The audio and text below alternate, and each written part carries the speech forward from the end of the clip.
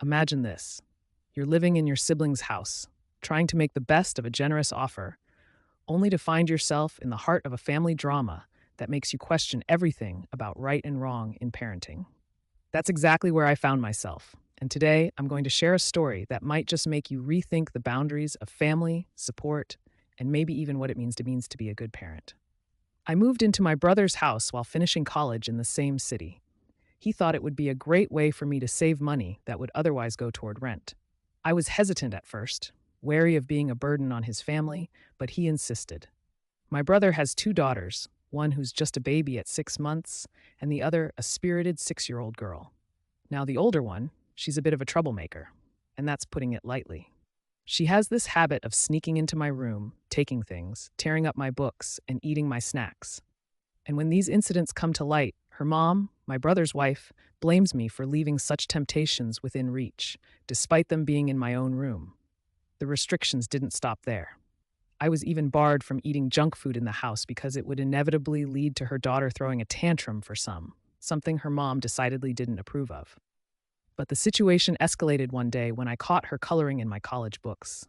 In the moment, I snatched the books away, leading to an inevitable crying fit. Instead of understanding, her mom lashed out at me, questioning why I was making her daughter cry. That was the last straw. I retorted, criticizing her parenting skills, or the lack thereof, in a moment of heated frustration. We haven't spoken since. It was a confrontation that left me questioning everything. Was I out of line for standing up for myself and my belongings, or was her inability to discipline her child a sign of deeper issues in their family dynamic? The silence that followed our argument was deafening, a stark reminder of the words exchanged in anger. But here's where the story takes a turn. Despite the tension, life under my brother's roof continued. Days turned into weeks, and the silent treatment from my brother's wife became the new normal. It was during this time of reflection I began to question my own actions.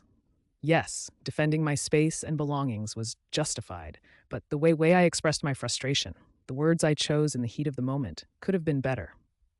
In criticizing her parenting, I had crossed a line from being a concerned uncle to an outright critic of her family life. The complexity of living with family, especially when stepping into the already established dynamics of someone else's immediate family, is a delicate dance. It involves compromise, understanding, and a level of respect that goes beyond the typical boundaries of a guest. This realization hit me hard.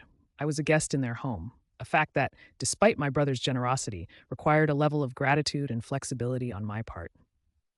Reflecting on the incident, I understand now that my actions, though born out of frustration, were a catalyst for a broader discussion on boundaries, respect, and the challenges of cohabitation. It's a conversation that I believe many families can benefit from, especially when navigating the complexities of extended family living under one roof. So, was I the asshole for telling my brother's wife she's a bad mom? The truth is, it's not as black and white as that. Yes, my delivery could have been more considered and my words less harsh, but the underlying issues of respect and boundaries remain valid points of contention. I invite you now to share your thoughts. Have you ever found yourself in a similar situation, caught between the love for your family and the frustration of crossed boundaries? How did you handle it? And what did you learn? Your stories and insights are what make these discussions truly meaningful, shedding light on the diverse experiences that shape us as individuals and as family members. In the end, family dynamics are as unique as the individuals who comprise them, and navigating those relationships requires a delicate balance of respect, understanding, and most importantly, communication. Let's continue this conversation, exploring the nuances of what it means to live, love, and sometimes clash within the complex web of family life.